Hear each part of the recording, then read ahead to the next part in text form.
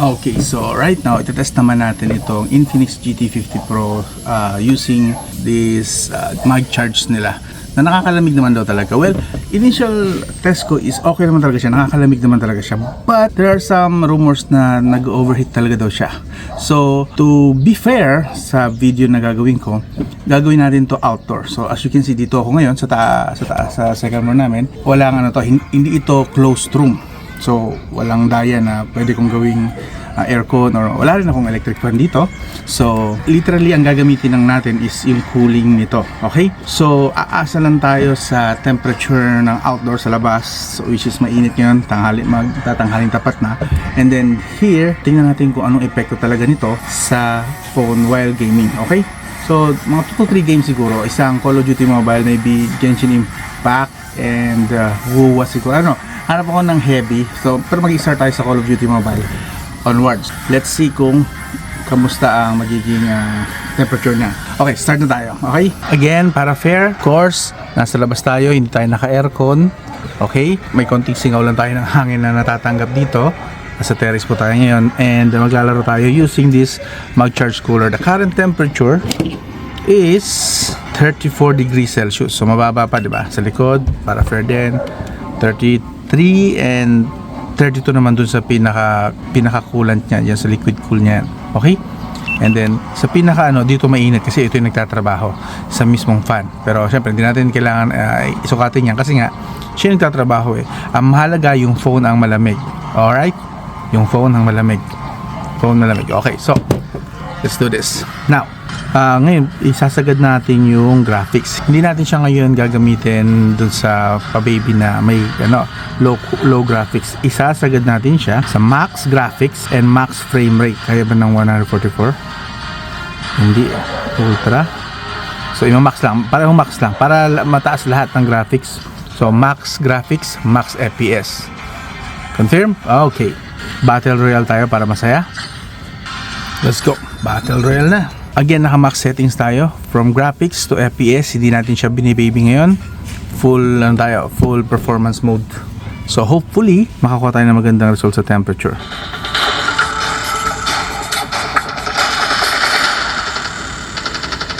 Pagpasensya nyo na maririnig nyo mga tunog. Since nasa labas tayo, hindi ko kontrolado ang mga sounds na maririnig nyo. But, again, focus tayo sa mismong game. We are currently running at around 90 to 99. Okay, may baba tayo ng 70 FPS. Oops. Magawin ko po yung settings.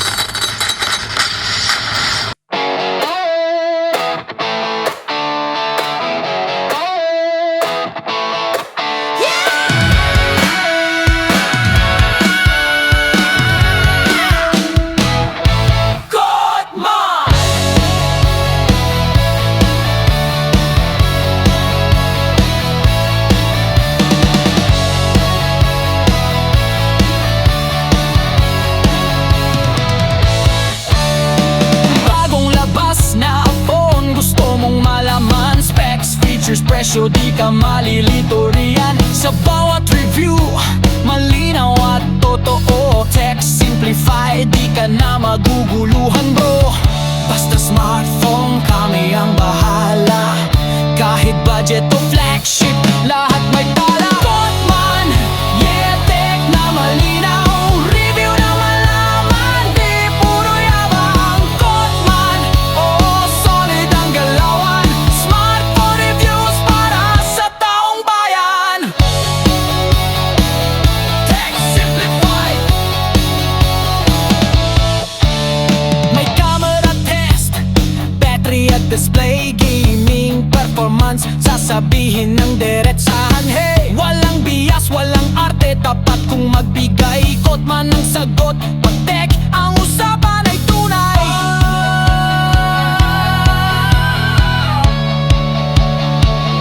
Tech simplified. Kotman, yeah, tech na malinaw. Review na malaman, di puro yabang. Kotman, oh, solid ang galawan. Smartphone reviews para sa taong bayan.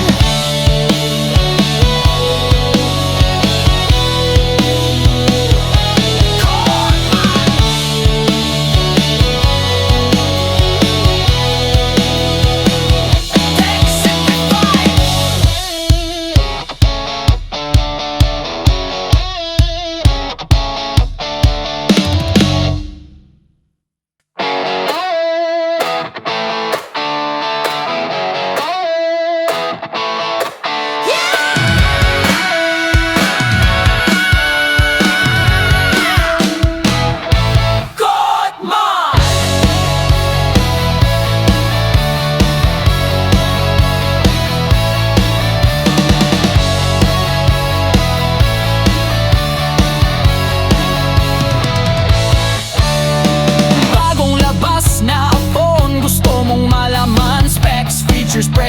ka malilito riyan sa bawat review.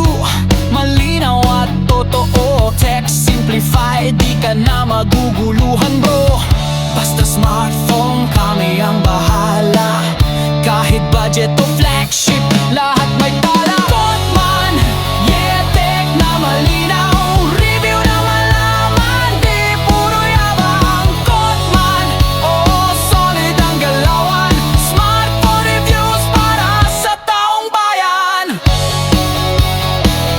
Tech simplified. May camera test, battery at display, gaming performance, sasabihin ng diretsahan. Hey, walang bias, walang arte, tapat kung magbigay. Kotman ng sagot. Okay, we have had some good kills, 7 kills. Currently, we are at 39. Medyo tumataas tayo. Sa likod.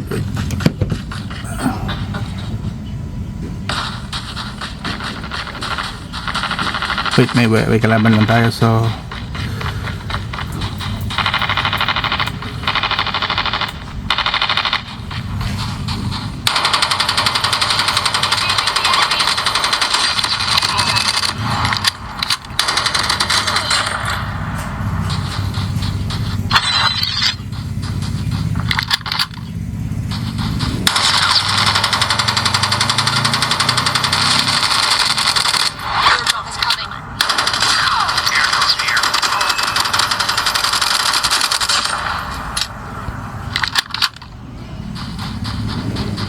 Okay, good kill. Wait, hanap na tayo ng pagpupwestuhan. Airdrop has been delivered. Airdrop here. Okay, sa likod, check natin temperature 35, malamig dito sa likod actually. Then we continue tayo dito sa harap. Again, Half of the teams are eliminated. 39, dito tumaas na talaga. 39 sa display. Pero sa likod, bababa tayo 35 lang. Which is a good sign. So literally ang mag-iinit lang ngayon ay yung display, which is normal naman, but still that's not overheating pa rin. We can still consider that as good thermal.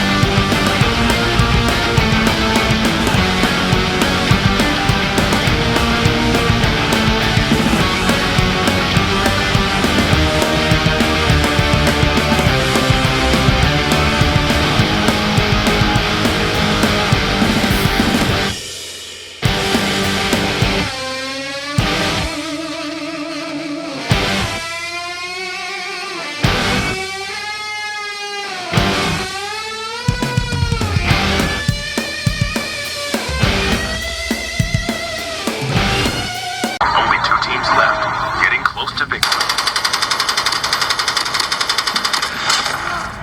Yes! Alright!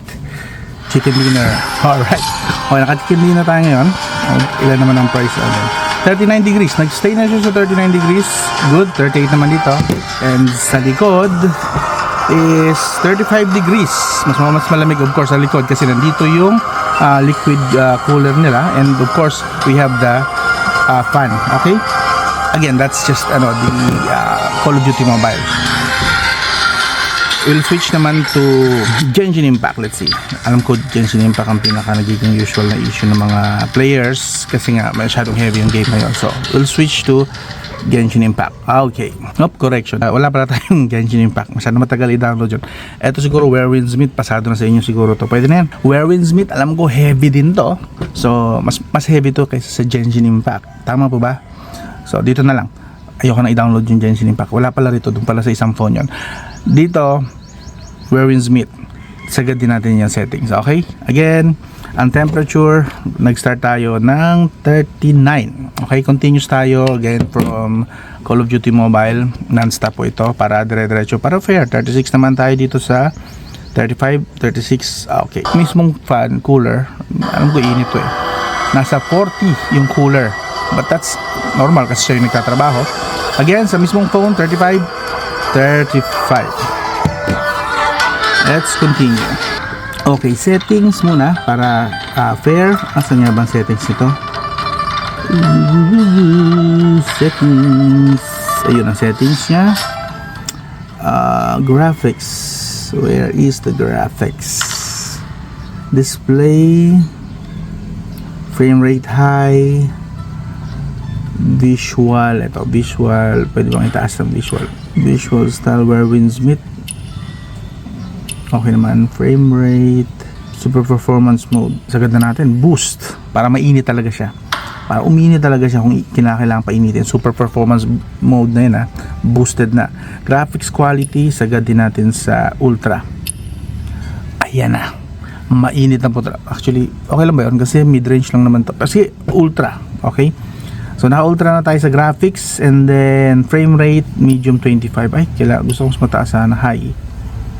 Okay, ultra graphics and high yung frame rate. I hope okay na yan. Now, let's go.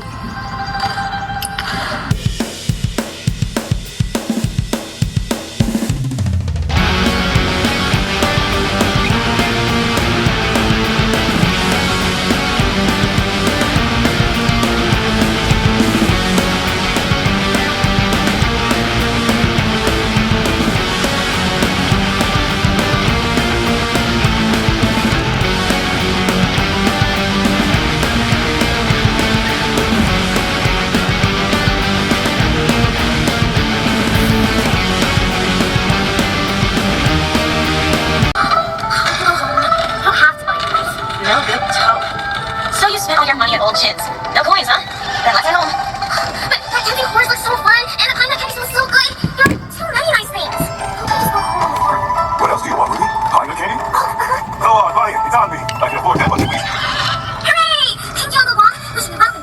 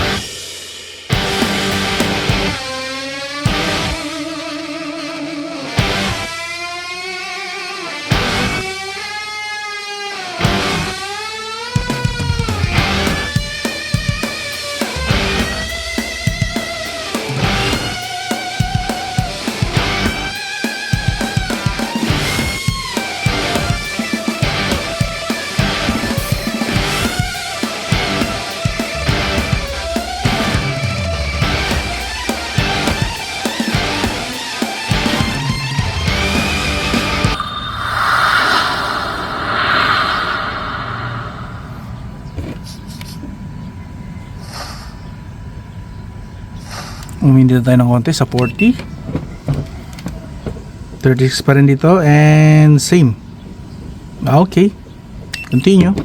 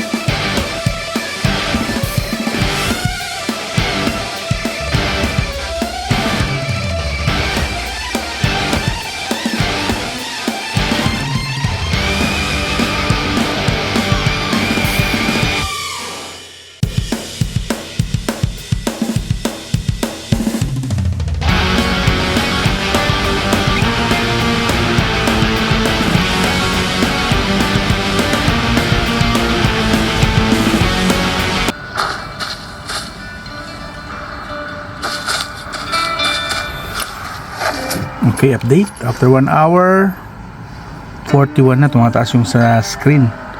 41 degrees Celsius, 40 degrees Celsius. And finally, sa likod, we have still 36 degrees Celsius. Again, likod po yan. Okay, so 36 degrees Celsius. Malamig po tayo dito sa pinakalikod. Except dito sa mismong cooler. Of course, ang cooler ang nagtatrabaho, kaya mainit. Pero yung mismong phone, 35. See that? Ikot tayo. 37 yung ito pinakamataas, 37 sa may camera malapit, and then dito naman 37 din. Okay, ito ginamit to again, ang cooler, itong kanyang GT Mag Cooler 2.0 is effective po as long as ilalagay nyo muna to, gagamitin nyo muna to for the first 3 minutes and then saka kayo maglalaro. Kahit 2 minutes lang pwede na actually, basta maumpisa lang na lumamig na siya, then saka kayo maglalaro. Huwag nyo gagamitin to pagka mainit na, saka nyo ikakabit kasi mahihirapan na siyang habulin yung lamig. So the best time na gamitin ito is 2 to 3 minutes bago kayo maglaro. Paandarin nyo na, saksak nyo na, and then saka kayo maglalaro. Okay, bigyan nyo ng 2 minutes para makapagpalamig muna siya agad. Of course, kailangan yun. Kahit sa ref naman hindi ma-maintain ng ref ang lamig kapag kamit-maya kayo bukas ng ref. Of course. So that means kailangan palamigin nyo muna yung ref bago nyo buksan ng buksan. So parang ganun din dito. Kailangan nyo muna siyang palamigin, mauuna siyang lumamig bago kayo maglaro para ma-maintain niya yung lamig na yun. Alright? For now, for our test, effective po si Infinix GT Mag Charge Cooler 2.0. Okay? So again, nasa labas tayo. Wala pong daya yan. Nasa labas tayo. Wala po tayong aircon. Hindi po natin ginamitan ng aircon. Normal lang na lamig dito sa labas. So, para fair lang tayo. Okay? So, doon. So again, okay po tayo. Effective. For now, we got this. Nakasagad-sagad po lahat ng settings sa Call of Duty Mobile. Sinagad natin sa max, sa Where Winds Meet, sinagad natin sa ultra and high yung frame rate. Hindi po siya nag-overheat. Okay, so effective po again pagka itong cooler ang gamit nyo. Okay, understood? Alright. Boss, atin lang to. Mag-subscribe ka na. Hindi ko naman ipagkakalat eh. Dali na, subscribe ka na. No na. Boss, atin lang to. Mag-subscribe ka na. Hindi ko naman ipagkakalat eh. Dali na, subscribe ka na. Now na. Boss, atin lang to. Mag-subscribe ka na. Hindi ko naman ipagkakalat eh. Dali na, subscribe ka na. Now na.